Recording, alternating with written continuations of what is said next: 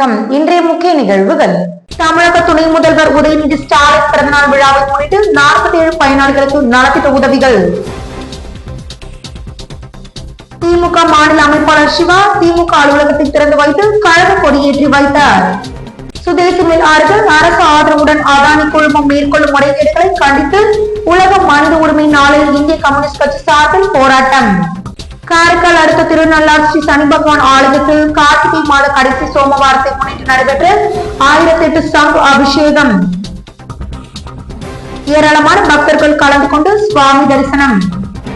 புதுச்சேரி காந்தி வீதியில் உள்ள ஏஆர் ரஹ்மான் உயர்நிலைப் பள்ளியில் இன்று சைபர் கிரைம் குறித்து விழிப்புணர்வு நிகழ்ச்சி. தமிழக துணை முதல்வர் உதயநிதி ஸ்டாலின் பிறந்தநாள் விழாவை முன்னிட்டு 47 பயனாளிகளுக்கு நலத்திட்ட உதவிகளை வழங்கிய திமுக மாநில அமைப்பாளர் சிவா திமுக அலுவலகத்தை திறந்து வைத்து கழக கொடி ஏற்றி வைத்தார்.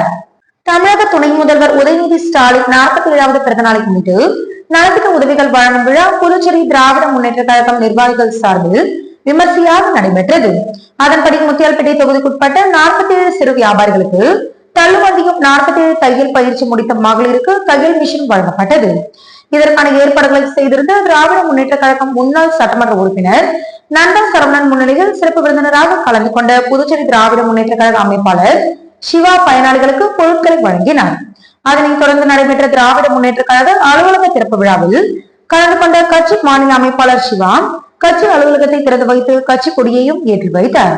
இந்நிகழ்ச்சியில் கழக துணை அமைப்பாளரும் சட்டமன்ற உறுப்பினருமான அனிவால் கன்னடி, திமுக இளைஞரணி அமைப்பாளர் சம்பத் எம்எல்ஏ, தலைமை பொதுக்குழு உறுப்பினர் கோபால், மாநில மகளிர் அணி செயலாளர் காயத்ரி, ஸ்ரீகாந்த், தொகுதி திமுக செயலாளர் சௌரிராஜன், அவைத்தலைவர் எழிலர், தொகுதி துணை செயலாளர் ரவி, துணை செயலாளர் கலைவாணி, தனசேகர், தொகுதி தொண்டரணி அமைப்பாளர் கோபிநாத், திமுக மக்கள் சேவை மதன் பாபு, மீனவர் அணி கங்கராசு பூபதி மற்றும் தொகுதி திமுக நிர்வாகிகள், இளைஞர் அணி மகளிர் அணி நிர்வாகிகள் மற்றும் திரளான பொதுமக்கள் கலந்து கொண்டு சிறப்பித்தனர்.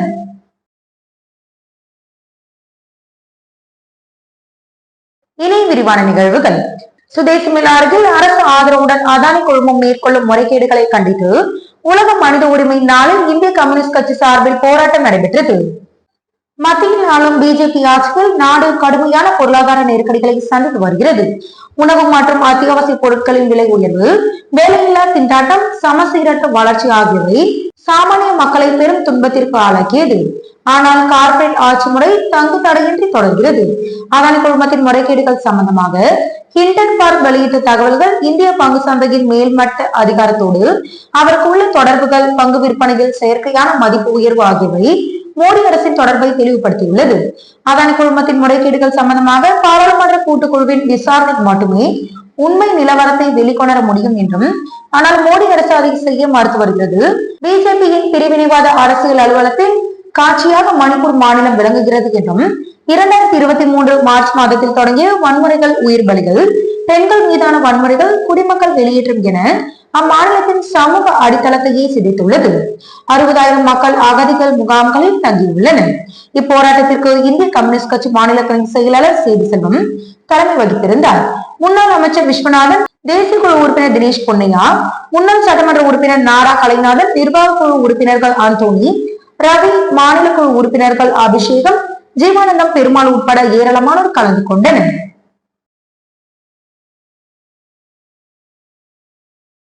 புதுச்சேரி காந்தி வீதியில் உள்ள ஏஆர் ரஹ்மான் உயர்நிலைப் பள்ளியில் இன்று சைபர் கிரைம் குறித்து விழிப்புணர்வு நிகழ்ச்சி நடைபெற்றது. புதுச்சேரி காந்தி வீதியில் உள்ள ஏஆர் ரஹ்மான் உயர்நிலைப் பள்ளியில் இன்று சைபர் கிரைம் காவல்துறையினர் சார்பில் விழிப்புணர்வு நிகழ்ச்சி நடைபெற்றது. முதுநிலை காவல் கண்காணிப்பாளர் நாரா சைதன்யா கலந்து கொண்டு மாணவ மாணவிகளுக்கு சைபர் கிரைம் குறித்து விழிப்புணர்வு ஏற்படுத்தினார். மேலும் மாணவ மாணவிகளின் சந்தேகங்களுக்கும் அவர் விளக்கம் அளித்தார். இந்நிகழ்ச்சியில் எஸ்பி பாஸ்கர், இன்ஸ்பெக்டர் தியாகராஜன், பள்ளி கரஸ்பாண்டன்ட் நிசார் அகமத் மற்றும் பள்ளி ஆசிரியர்கள் சுமார் 400க்கும் மேற்பட்ட மாணவ மாணவிகள் பலர் கலந்து கொண்டனர். புதுச்சேரியில் சலானி ஜுவல்லரி மார்ட் 2வது கிளையை முதலமைச்சர் ரங்கசாமி திறந்து வைத்தார். சலானி ஜுவல்லரி மார்ட் என நகைகள் உலகத்தில் ஒரு தனி இடத்தை பெற்றுள்ளது. அனுபவம் வாய்ந்த மற்றும் முன்னோடியான ஜெயந்திலால் சலானியால் சென்னையில் தொடங்கி மதுரையில் தனது 2வது கிளையை தொடங்கியது. தற்போது பாண்டிச்சேரியில் புத்தம்புது வரிசையில் எங்கும் பார்க்கிறாத, எங்கும் கிடைக்காத வகையில் மிகவும் நேர்த்தியாக வடிவமைக்கப்பட்ட ஆன்டிக் டெம்பிள், ஜவாட் போல்கி, விக்டோரியன் டைமண்ட் நகைகளுக்கு என்று ஒரு பிரத்யேக ஷோரூமை புதுவை முதலமைச்சர் ரங்கசாமி திறந்து வைத்தார். இந்த நகை மாளிகைகள் மிக சிறந்த வேலைப்பாடு மற்றும் மாறுபட்ட கலைநயத்தில் தங்க வைர நகைகள் இடம்பெற்றுள்ளன. செலானி ஜுவல்லரி மார்ட் நிறுவனமானது 2013 சென்னையில் தொடங்கப்பட்டது. அப்படின்னு இது ஜெய்தலால் செலானி அவர்களால் ஜெய்தலால் செலானி தங்க நகை வியாபாரிகள் சங்க தலைவர். ஸோ இன்னைக்கு நீங்கள் கேட்குற டெய்லி கோல்டு ரேட்டை நிர்ணயம் பண்ணுறது அவர் தான். 2013 தொடங்கப்பட்ட இந்த பயணமானது அப்படியே கடந்து 2018 சில்வர் ஷோரூம் ஆரம்பித்தோம். சென்னையிலே ஒரு சில்வர் ஷோரூம் ஆரம்பித்தோம் டி நகரில். அதுக்கப்புறம் 2021 மதுரையில் ஒரு கிளை தொடங்கினோம். இதுக்கு நடுவில் எல்லா ஊர்லேயும் நாங்கள் எக்ஸிபிஷன் பண்ணோம். சரிங்களா, எங்களோட நகை கண்காட்சிகள் நடத்தி மக்களோட பேராதரவு எல்லாருக்குமே எங்களுக்கு கிடைக்கும். அதுக்கப்புறம் இது 2023 இது ஆரம்பிச்சிருக்க ஃபெதா சில்வர் ஜுவல்லரி. இப்போ மேலே எக்ஸ்க்ளூசிவாக ஒரு கோல்ட் ஜுவல்லரி ஷோரூம் ஆரம்பிக்கிறது பாண்டிச்சேரி மக்களுக்கு. இது 22 கேரட் அண்ட் 18 கேரட் இது ஒரு எக்ஸ்க்ளூசிவ் ஷோரூம் தான் இந்த செலானி ஜுவல்லரி மார்க்கெட். சரிங்களா. ஸோ இன்னைக்கு திரு மாண்புமிகு முதலமைச்சர் ரங்கசாமி அவர்கள் பொற்கரங்களால் இந்த கடை திறக்கப்பட்டிருக்கிறது. புதுச்சேரியில் புயல் மழையால் பாதிக்கப்பட்ட மக்களுக்காக விரைந்து செயல்பட்ட அரசு ஊழியர்களை அழைத்து சட்டமன்ற உறுப்பினர் சம்பத் விருந்து வைத்து கௌரவித்தார். புதுச்சேரியில் புயல் மற்றும் கனமழையால் வெள்ளக்காடானது. இதனால் பெரும் சேதமும் ஏற்பட்டது. முதலியார்பேட்டை தொகுதியில் புயல் மற்றும் வெள்ளத்தால் பாதிக்கப்பட்ட மக்களுக்கு விரைந்து உதவும் வகையில் பொதுப்பணித்துறை, மின்சாரத்துறை, வனத்துறை ஊழியர்கள் விரைந்து செயல்பட்டனர். அவர்களை இன்று மரப்பாலத்தில் உள்ள தனியார் விடுதியில் சட்டமன்ற உறுப்பினர் சம்பத் அழைத்து விருந்து வைத்து கௌரவித்து விரைந்து செயல்பட்டதற்காக நன்றியும் தெரிவித்தார். பின்னர் செய்தியாளர்களை சந்தித்த சட்டமன்ற உறுப்பினர் சம்பத், புயல், மழை மற்றும் வெள்ளத்தால் முதலியார்பேட்டை தொகுதியில் வீட்டை விட்டு மக்கள் வெளியே வரவும் மிகவும் சிரமப்பட்டனர். மேலும் மின் கம்பிகள், மரங்கள் விழுந்தது. இதனால் மக்கள் மிகவும் சிரமப்பட்டனர். அதனை ஊழியர்கள் விரைந்து வந்து சரி செய்து கொடுத்தனர். எங்கள் தொகுதியில் தான் முதலில் மின்சாரம் கொடுக்கப்பட்டது என்றும் இதனால் அவர்களுக்கு நன்றி தெரிவிக்கும் விதமாக இந்த விருது ஏற்பாடு செய்யப்பட்டதாக அவர் தெரிவித்தார். காரைக்கால் அடுத்த திருநள்ளார் ஸ்ரீ சனி பகவான் ஆலயத்தில் கார்த்திகை மாத கடைசி சோமவாரத்தை முன்னிட்டு நடைபெற்ற 1008 சங்கு அபிஷேகத்தில் ஏராளமான பக்தர்கள் கலந்து கொண்டு சுவாமி தரிசனம் செய்தனர். காரைக்கால் அடுத்து உள்ள திருநள்ளாறில் அமைந்துள்ள உலக புகழ்பெற்ற அருள்மிகு ஸ்ரீ சனி பகவான் ஆலயத்தில் கடைசி சோமவாரத்தை முன்னிட்டு ஸ்ரீ தர்பாரீஸ்வர சுவாமிக்கு 1008 சங்காபிஷேகம் சிறப்பாக நடைபெற்றது. முன்னதாக விசேஷ ஹோமம் மற்றும் விசேஷ அபிஷேகமும் நடைபெற்றது. தொடர்ந்து பூஜிக்கப்பட்ட புனித நீர் ஆடிய கலசம் மற்றும் வலம்புரி சங்கை சிவாச்சாரியார்கள் ஏந்தி பிரகாரம் சுற்றி வந்தனர். பின் கலசம் மற்றும் சங்குகளில் உள்ள புனித நீரினை கொண்டு சிவனுக்கு அபிஷேகம் நடைபெற்றது. தொடர்ந்து சிவனுக்கும் அம்பாளுக்கும் பலவண்ண மலர்களால் அலங்காரம் செய்து தீபார்த்தனையும் நடைபெற்றது. சங்காபிஷேக விழாவில் தர்மபுர ஆதின கட்டளை விசாரணை, ஸ்ரீலக் சட்டநாத தம்பிபிரான் சுவாமிகள் உள்ளிட்ட ஏராளமான பக்தர்கள் கலந்து கொண்டு சுவாமி தரிசனம் செய்தனர். புதுச்சேரியில் இருந்து காரைக்காலுக்கு அரசு அமரர் ஊர்தி சேவையை தொடங்க வேண்டும் என பிசிக தொகுதி செயலாளர் கோரிக்கை வைத்துள்ளார். புதுச்சேரியில் இருந்து காரைக்காலுக்கு அரசு சார்பாக அமரர் ஊர்தி சேவையை தொடங்க பிசிக தொகுதி செயலாளர் விடுதலை கனல் மாவட்ட ஆட்சியருக்கு கோரிக்கை வைத்துள்ளார். இது குறித்து அவர் மாவட்ட ஆட்சியரிடம் அளித்த மனுவில் கூறியதாவது, காரைக்கால் மாவட்ட 5 தொகுதி மக்கள் நோய்வாய்ப்பட்டால் காரைக்கால் அரசு மருத்துவமனையில் சிகிச்சை பெறுகிற சூழ்நிலையில் அவர்களுக்கு மேல் சிகிச்சை வேண்டும் என்றால் புதுச்சேரி ஜிப்மருக்கோ அல்லது புதுச்சேரி அரசு பொது மருத்துவமனைக்கோ இங்கிருந்த நோயாளிகளை காரைக்கால் மாவட்ட 5 தொகுதி மக்கள் நோய்வாய்ப்பட்டால் காரைக்கால் அரசு பொது மருத்துவமனையில் சிகிச்சை பெறுகிற சூழ்நிலையில் அவர்களுக்கு மேல் சிகிச்சை வேண்டும் என்றால் புதுச்சேரி ஜிப்மருக்கோ அல்லது புதுச்சேரி அரசு பொது மருத்துவமனைக்கோ இங்கிருந்து நோயாளிகளை காரைக்கால் அரசு பொது மருத்துவமனை நிர்வாகத்தின் ஆம்புலன்ஸில் இலவசமாக கொண்டு சென்று புதுச்சேரி மருத்துவமனைகளில் அனுமதிக்கப்படுகிறார்கள். இதனால் பல ஏழை எளிய மக்கள் பயன்பெற்று வருகிறார்கள் என்றும் காரைக்காலில் இருந்து புதுச்சேரிக்கு காரைக்கால் அரசு பொது மருத்துவமனைகள் பரிந்துரைக்கப்பட்டு சிகிச்சை முடிந்த அல்லது சிகிச்சை பலனின்றி உயிர் பிரிந்த நிலையில் அங்கிருந்து காரைக்காலுக்கு மீண்டும் அழைத்து வருவதற்கு ஆம்புலன்ஸ் இலவசமாக இல்லாத காரணத்தினால் அங்கே மருத்துவமனை வாசலில் இருக்கிற தனியார் சங்கங்களின் ஆம்புலன்ஸ் ஓட்டுநர்கள் மற்றும் உரிமையாளர்கள் அவர்கள் வைத்த வாடகை தான் விலையாக சொல்கிறார்கள்.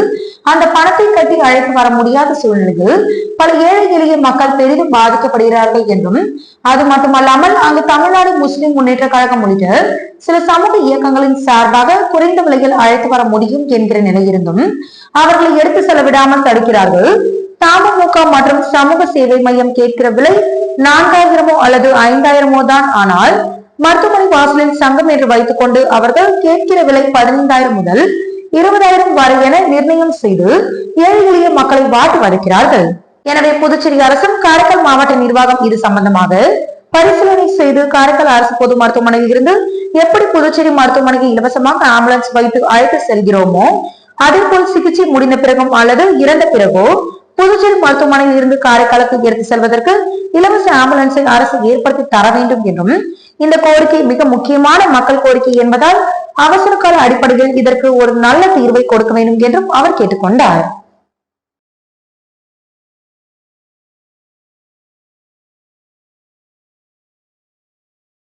புதுச்சேரி மாநில சபரிமலை ஐயப்ப சேவா சமாஜ அன்னதான சேவா கேந்திரா சார்பில் விளையூர் மற்றும் நெட்டப்பாக்கம் பகுதியில் அறுசுவை உணவு வழங்கப்பட்டது.